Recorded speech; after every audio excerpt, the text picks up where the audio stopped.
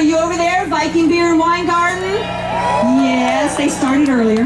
And that's going to be open from 11 a.m. to 10 p.m. tomorrow, too, so come on back. We have some amazing Edelskiver and Medisterpølse Danish sausage breakfast. That's all day tomorrow. That's one of my favorites. And kids, don't forget to sign up for the wonderful Edelskiver eating contest. I bet you can get at least 5 or 6 in there. Yes, you can. So make sure you do that. 2 more parades over the weekend. Fantastic live entertainment. In fact, we have some local bands here that are pretty exciting. Jacob Cole Band is tomorrow and the Rincons.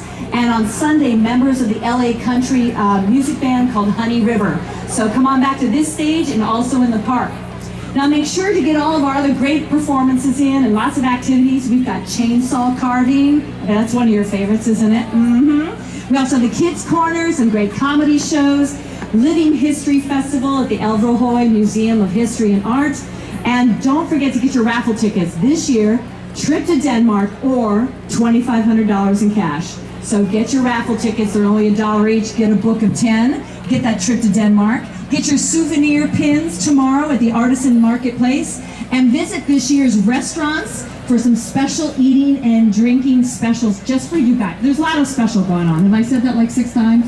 Yes, lots of specials. So that's a lot going on for you to enjoy. So now one of my favorite magical moments that happens here at Danish Days, sure to entertain the grandkids and the grandparents alike. In his return engagement as infamous storyteller, H.C. Andersen, Mr. Hans Christian Andersen himself, Mr. Randall McGee. Welcome, right here. You want to join me? Oh, you'll stay right there, all right. Well, after Damer O'Hara, it's good evening, ladies and gentlemen. What? I guess I'm in the wrong spot there. Well, I'm so excited to be here again with you all here at Solding's Danish Days. And you know, as many times as I tell my stories, what I like to do is take paper and scissors, excuse me. Well, you can never know when a pickpocket might take it out of your pocket, but they'll never look in your boot. And so as I tell this story tonight, I would like to make a paper clip for you to show you the story. And this story tonight is taken, as they say, right from the headlines. You see, it is one of those amazing stories that is almost hard to believe when it appeared first in the Barnyard Inquisitor. All of the farm animals read the story, and so it came from a very reliable source. And as the story goes, but when the cow read it, she gave sour milk. It was such a terrible story. And when the rooster read it, his comb, floop, fell over just like that. And the most amazing thing of all is that it's perfectly true. But I'm getting ahead of myself. We have to start at the beginning, a few hours before the story was published. For you see, there was outside of town a little hen house, and in the hen house lived a little hen. White feathers, stumpy little legs. She made the farmer 1 white egg every day for his breakfast, and he was so delighted, and so she was very respectable and proper. And one night, as she was nestling into her bed, she was cleaning herself, as chickens often do, you know. And as she was cleaning herself, one little feather fell on the ground like that. And she said, "Oh, there it goes. One little feather I've plucked off. I'm sure I look all the more beautiful for it." And she laughed. She was just talking and joking to herself, you know. But in the roost above her, there were 2 hens that were just getting ready to doze off. And one of the hens had been listening, and yet she hadn't been listening. For that's a good thing to do with your neighbors. You don't want to listen to everything they're saying among themselves, right? Well, the one hen, she heard something, and she said to the other hen, "Did you hear that in this very hen house, there is a hen who is plucking off all of her feathers because she thinks it will make her look more attractive. Isn't that strange? Oh, if I were the rooster, I would not even look at her. Well, outside the hen house, there lived a family of owls. And owls have very good ears, you know. And Mrs. Owl had heard what had been said through the roof, or so she thought. And she said, Ooh! Ooh! Did you hear? There is a hen in the hen house that is plucking off all of her feathers while the rooster is watching. Oh! Ooh! It is a terrible scandal. Oh, said the father owl. Are you sure that you have heard what you thought you heard? And she said, Oh, yes, of course. I have an owl's ears, and you know, you have to listen to a lot before those will fall off. Oh, said the father owl. Well, don't say it too much. We don't want the children to hear, and you don't want to spread such rubbish around. Mrs. Owl said, Oh, no, I don't want to spread it around. But I must tell my friend, the pigeon. Well, Father Owl just rolled his great yellow eyes, for he knew, as probably you do too, that pigeons cannot keep secrets.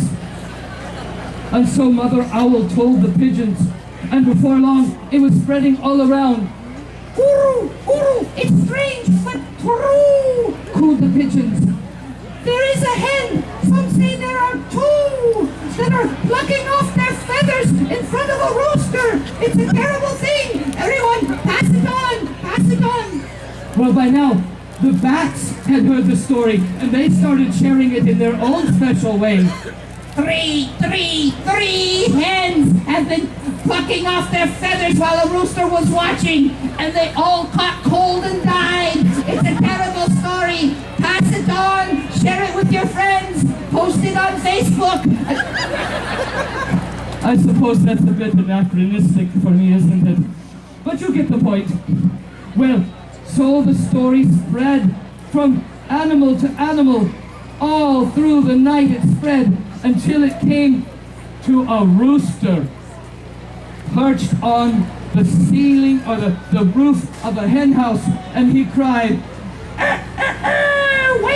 Wake up, everybody. I have heard a terrible story, and it's perfectly true. Just a minute, I'm getting to the good part, so I need to add little details. And the rooster said, I have been told that there are 5 hens who have plucked off their feathers, all for the love of a rooster, and he wasn't even as good looking as I am. And all of the hens started pecking at each other. They've all bled to death, and they've died. And their families are suffering a terrible loss. It's a terrible news. Wake up, everybody, and can't spread the news. well, the little hen who had lost the feather the night before, she woke up to this terrible news. And of course she didn't recognize the story. And she thought to herself, Oh, that is terrible. But there are some hens in this world that are like that. And so we must use their bad examples. I must write an article about this for the news. and you know, that is what she did. Can you imagine that? Writing a story about news that isn't real? It sounds like you can imagine that.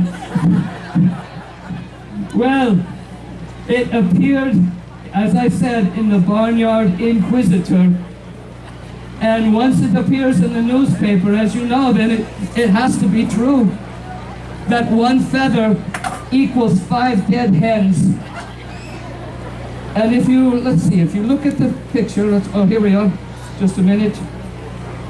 Oh, one more thing to cut.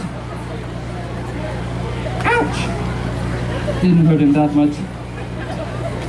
Let's see, we've got, aha. And then one more little cut. My mother said I fussed too much over details, but here here you can see the whole story as I have just told it.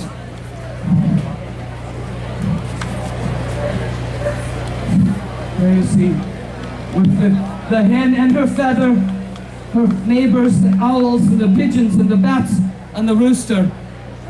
So now that you've seen it, you know it's perfectly true.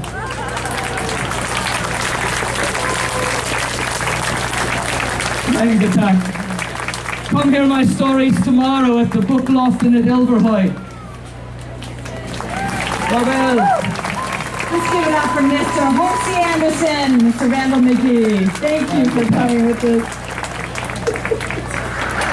Everything he says is true. Everything he says is true. Thank you.